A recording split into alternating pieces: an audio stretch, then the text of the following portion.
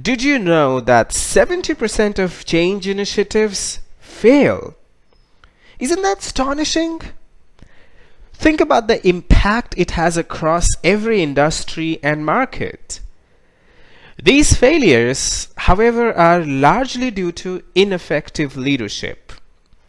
The people in charge of designing and implementing a change did not take into account key factors that ultimately undermine their success.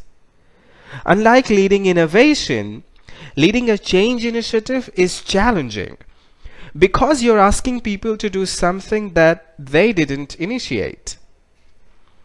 The ability to help people embrace change is crucial to your success as a leader. Whether you're about to lead your organization through a major change process or you're a leader implementing a change that's already been designed, here you will gain valuable insights that will increase your effectiveness in leading change. Knowing how to lead change is not only important, but imperative. So let's get started. Think about a time before you started a big change. Maybe it was the night before you got married or started a job. What were you feeling? If you're like most people, you probably felt a swirl of worry and excitement mixed in together, probably causing you to sleep fitfully if you were able to sleep at all. Change is always about getting people to do something differently. But humans are predictably resistant to change. That's because a range of emotions are involved. All successful change leaders remember that and intentionally address the emotions of change. There are three things I want you to know about how people respond to change. As I go through them, think about how each might relate to changes you have experienced. Consider personal changes like buying a home or having a child, and professional changes like a reorganization or getting a new job. First, humans have a strong drive for constancy. This is because we are biologically wired to scan for danger. This has helped our species survive over the years. When things are common and predictable, we can relax and focus on other things. But when things are uncertain or perceived as threatening, our bodies go on high alert. This is not only stressful, but it's unsustainable in the long run. So humans find ways to create order and predictability in their lives.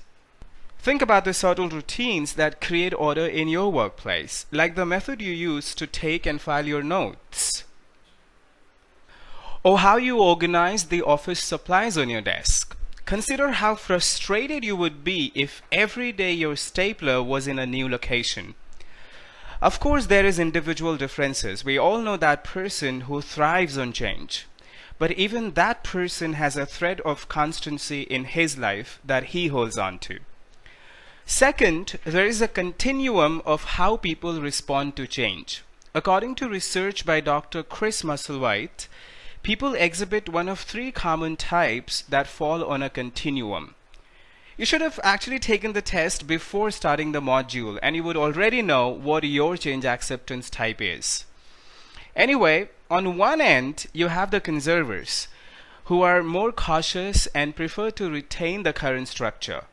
When faced with change, they need a lot of information and a lot of time. The benefit of this type is that they ask really good questions and keep people from making impulsive decisions. They prefer change to occur gradually. At the other end of the continuum are the originators, who enjoy risk and are comfortable challenging the current structure. They are the creative thinker or innovators in the group and are often proposing change. They prefer change to be quick and radical. And in the middle, you have the pragmatists, who function as mediators between the other two. They are willing to explore the current structure. They are practical and reasonable, but sometimes non-committal. They prefer change to clearly serve a function. Third, we are also biologically wired for habits. A habit is a sequence of an environmental cue that leads to a behavior routine that provides some kind of reward. Here is a common example. Walk in the kitchen, environmental cue. Turn on the coffee maker, behavior. So we get our coffee. reward. Or someone offers his hand, Q, and you shake it, behavior, to honor a societal custom, reward. Habits can be subtle, but they always have a reward. Otherwise, we wouldn't keep doing the behavior. Sometimes the reward is something good, like coffee, and sometimes it's the absence of something bad. For example, I get an email from my overly talkative coworker, Q, and I answer her right away, behavior, so that she won't stop by my office and talk my ear off, reward. The more we do a habit, the more it gets ingrained, not only behaviorally but also neurologically. Researchers have actually been able to measure neural paths of behaviors and can see how they become stronger and thicker with repeated use. And this is why understanding habits is important. Initiating change always involves asking people to change habits. Always. They're used to doing something one way and now they need to do it another way. Even if they totally embrace the change, there'll be a natural process of discomfort, awkwardness, and making mistakes as they build the new habit. When you lead a change initiative, you have to take all of these aspects of human nature into account, as much as you might want to rush into change. It pays off to take time to design a process that will help people embrace the change. Use the reading material shared in the previous section to assess the people in your teams. You'll want to consider how many conservers, originators, and pragmatists you have, as well as the habits you will need them to break when you implement a change.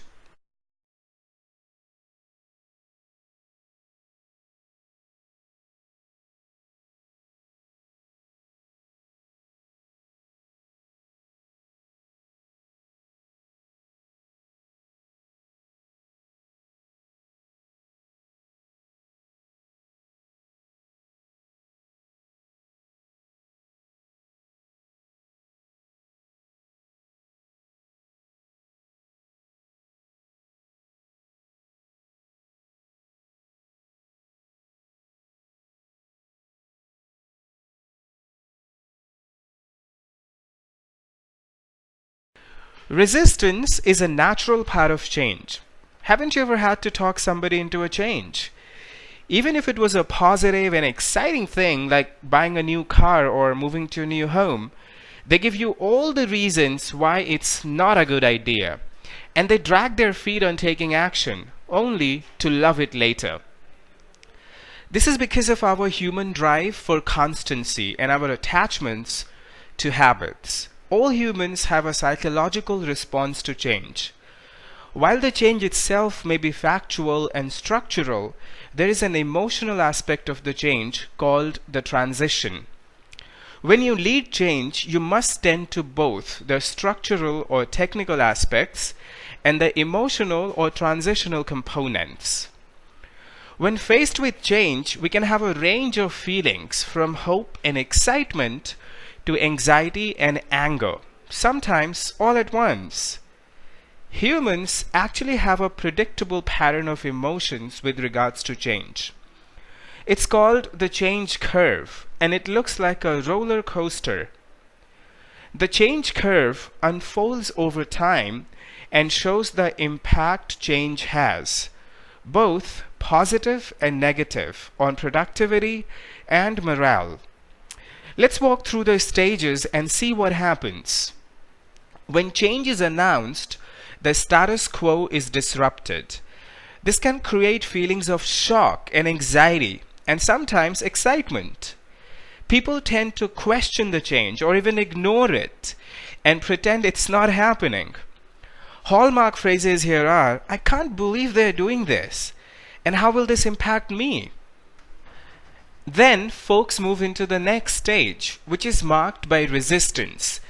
They feel frustration and even anger. People will focus on details, ask picky questions, and challenge the decision. Comments here are, "We don't need this," or "It's unfair and I can't deal with it." This is also where you will see a drop in productivity and morale. There are 6 common causes of resistance, and there can be overlaps among them. 1. People don't understand the change because it is not communicated effectively. 2. People think that they might lose something that matters to them. 3. They don't agree with the premise of the change or the data that's supporting it. 4. They don't trust the leaders, so they also mistrust the change. 5. They have a strong personal discomfort with change. Perhaps you have a lot of conservers. And 6, they were not given enough time to adjust to the change. In other words, to continue through the rest of the change curve. So picking up where we left off, we next move to the bottom of the curve where things start to turn around. People may feel initial despair or even depression, but eventually they let go and start to accept that change is inevitable. You might first hear things like, "This is going to fail," or "I can't do this." This is when people are most likely to quit. But hang in there. You'll soon start to hear, "I guess this is going to happen. I better get on board." That's when you know you're on the upswing and you've moved into exploration. People are now ready to learn more, and they are curious and open to hearing about the change.